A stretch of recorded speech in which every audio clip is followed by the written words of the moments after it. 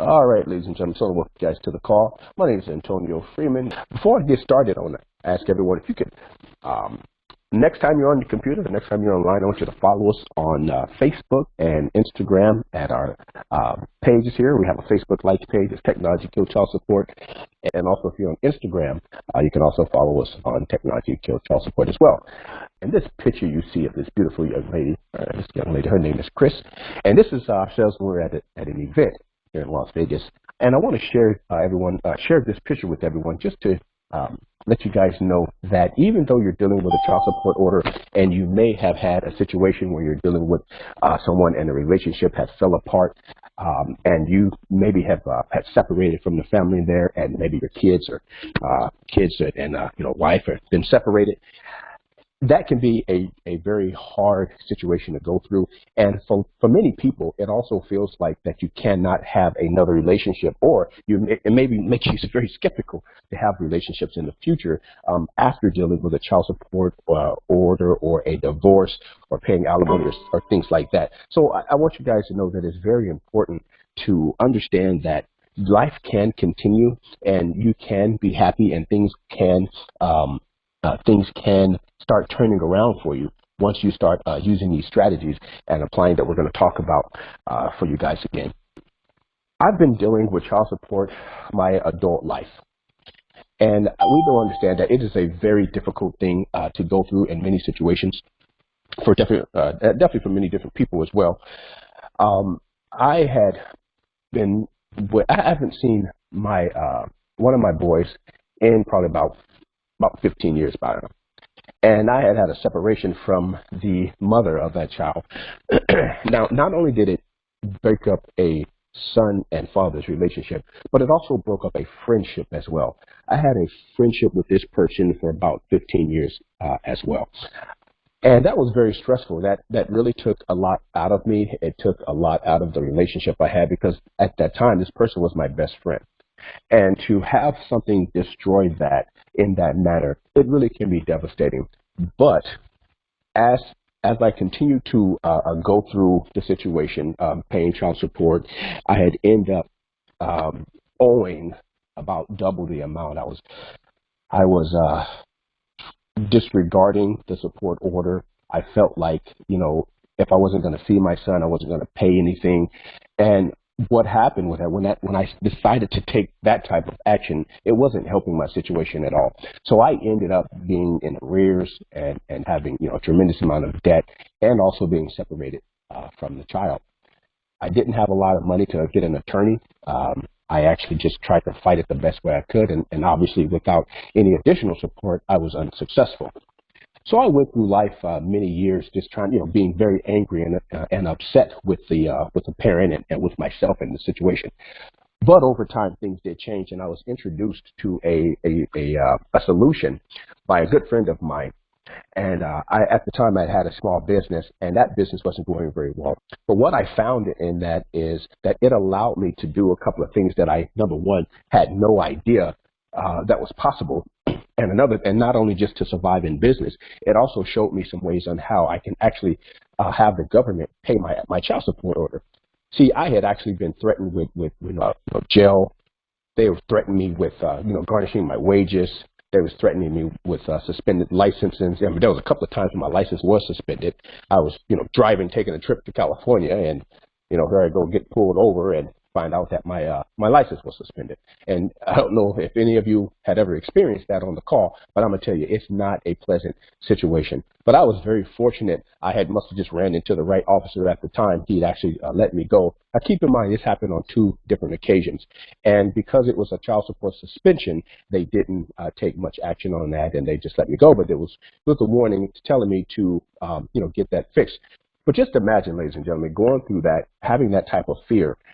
You can't even drive anywhere without the threats of your license being suspended. And then there were certain jobs that you couldn't get because of a license suspension. I remember I was trying to get a job at a major company. I was looking to make some really good money there. And through the application process, they was asking me, has your license ever been suspended? And I had to put yes. And how embarrassing is that, ladies and gentlemen, to actually have to put, I felt like a major criminal. Now, keep in mind, I'm trying to do the best I can to survive with my current relationship. And when you're having money taken out of your paycheck, and when you can't even barely get a job, and then the jobs you're going to get are be a minimum wage job, it's going to be very difficult to feel like a man and to feel like someone that you're being supported and to actually paying this money out. And you don't get to see your child, and you don't get to have all the benefits that goes along with it because of the lack of financial situations and because the lack of support that you may have, and you can't obtain an attorney or anything like that. And then some people, especially fathers who I spoke to, they don't even want to go through the process because they feel that they've been violated, and it feels so detrimental to someone to feel like all of your rights have been taken away from you. You can't do anything about it. So when I found the system, it actually allowed me to do a couple of things, and I didn't even know that was possible. It actually allowed me to change my life around. And so one of the things I did over the first step in this program that it taught me how to do is, number one, it taught me how to correctly adjust my W-4. Now, why is that important? See, here's the deal, guys. About 80% of Americans in this country, they're overpaying in their taxes, and therefore they're they incorrectly adjusted their W-4. What does that mean? When you incorrectly adjust your W-4, you then give the government away money. And that is in the tune of a minimum of $40 a week, upwards to $300 to $400 a week. So that's the first thing I was taught how to do, is bring more money back into my paycheck by the government standing. Then the second thing I learned how to do is then minimize some of the debt I had. And that debt also supplied to child support. See, when you're minimizing your debt, that then frees up more money to come into your household. But if you don't, first of all, learn how to correct your W-4, you're not going to learn how to get that money back to start paying that down in the first place. See, the government, ladies and gentlemen, they give you the ability to correctly do that so you can have proper withholdings. So the last thing that I was taught how to do is how to have the government pay my child support. What does that mean? How are you going to have the government pay your child support? Well, it's very simple, ladies and gentlemen. When the government allows business owners, it gives them a certain tax code. That tax code allows you to then take that income and then place it in specific areas that you need to if you choose to. And one of those those areas for us is a child support. So I don't understand that, Tony. That doesn't make any sense. Well, let me break it to you down this way. Let's take a person who's making a regular job who's applicable. Okay. If you look at this chart, you can see that an average person who's paying a high child support order anywhere between 30 and 40%, that income goes to their child support.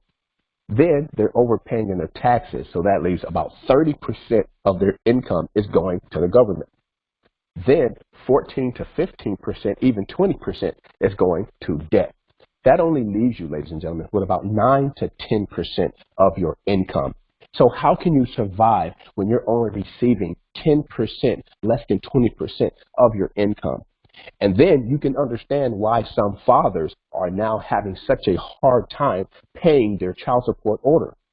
You see, it's not that a lot of times that people don't want to pay, they simply can't pay because they don't understand a couple of principles that the government gives business owners. Let's take a look at the person who actually applied our strategy. First of all, as a business owner, the government gives you certain deductions in the tune of over 475 write-offs that a person can apply being a business owner. And yes, ladies and gentlemen, some of those apply to child support. Now, let's take a look at this. A person is paying less in taxes, they become a business owner, and then the government will begin to pay their child support. If they apply our principles and our strategy, their income that they will bring home will increase by 50 to 75%. Their tax responsibility will go down at least to 10%. And then as they begin to apply that income, they will then pay down their bills and debt. So a person who does not apply our strategies versus a person who applies our strategies, here's the difference in income that a person will receive per month. Let's take an example. If a person has a $2,000 income per month. Now, they're paying about 30% in their taxes. Their income then gets reduced from $2,000 to $1,400. Then at 30% with their debt and expenses, That 30% is taken out of the $1,400, which leaves $980. Now, the average person that's paying a child support order is anywhere between 30 and 50% of their check is being withdrawn by garnishments. Now, if you take 40% of that $980, they have $392 take-home pay. Now, let's take a look at someone who's actually applying our strategies, and they have the same income. A person with $2,000, they're applying our strategies. Now, their taxes are being taken down to about 10%. That leaves them $1,800 of income. At 15% of their debt, because it's been chopped down, now their take-home is $1,530. Even if they have the same child support order of 40% of taken out of their paycheck, their income is as high as $918. Now, what did they do with all of that freed up income? Well, some people can apply that to an asset. Some people can apply that to their child support. Some people can apply that to their debt. Even if a person takes an additional $100 out of 12 months, and they put that into an asset that earned them 6% over the next 20 years, that person would then have given themselves $128,000 by the government, because that's an asset that was tax-free. And not only are they keeping this income for themselves, now they're able to apply that to their life. So what is a big picture of what you're looking at, Antonio, if you're dealing with someone who's paying a child support order and they're barely surviving with the income that they have? Well, if a person continues to not apply a strategy like what we teach, this is what they're looking forward to. Remember back in the other slide when I said a person is just barely making that $392 because they're not applying a home-based business or they're not a business owner. This is what they're looking to expect. If a child support order is $300 a month, and if a person pays at an average of 18 years, that's when the child is born, and if the situation didn't work out up until his responsibility age of 18, that person would have paid $64,000.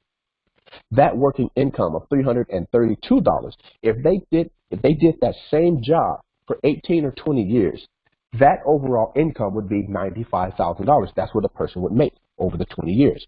But keep in mind, they've paid out $64,000 of child support. So how does that apply with someone who's actually applying our strategies?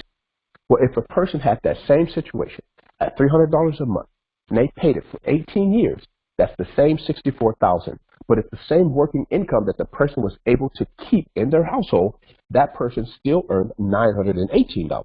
Well, if they applied that same working principle for over 20 years, their income would be as much as $220,000. Also applying the investment income that the person abused, and they earned the $128,000. You put that all together, and a person would have $348,000. Now that's just simply using the principles and philosophies of income shifting that we teach. Now, a person could decide to do that, or they can continue to be struggling and stay in debt and have no support for their child support order. So if you total that up, because remember, as a business owner, certain things are write-offs, and the government will help you pay that, and then they'll give you money back for that. So if you apply that $64,000 with the total income that a person was using while applying our strategies, that individual or family actually made $412,000 over the last 20 years versus having the $95,000 and subtracted for the $64,000. I'm sorry, I was supposed to put a total number here, but I did forget that. But we do understand that's $31,000. So only $31,000 in the last 20 years that a person would probably see who actually walked away with about $412,000. So ladies and gentlemen, the choice is simple. If you're struggling with trying to pay your child support order, if you're barely making it each month, you can't see any kind of income from your check because the government and the child support is taking, 40 to 50% of your income. The solution is simple. learn our income shifting strategies, begin to apply it to your family and your household today.